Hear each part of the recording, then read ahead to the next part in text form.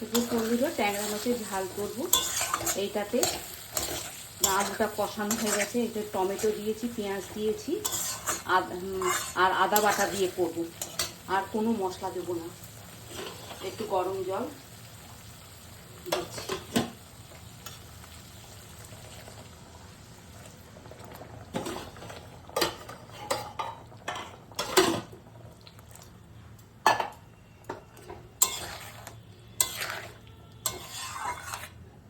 এই যে ফুটছে তো, এর উপরে আদা বাটাটা দিয়ে দেবো।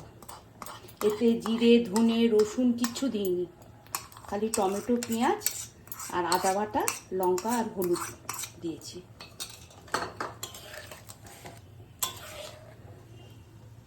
এই যে কাঁচা আদা বাটাটার সঙ্গে এই মাছের ভেতরে কাঁচা আদা বাটার রসটা যাবে। ট্যাংরা মাছের ঝাল বানাবো, আদা বাটা দিয়ে ট্যাংরা মাছের ঝাল।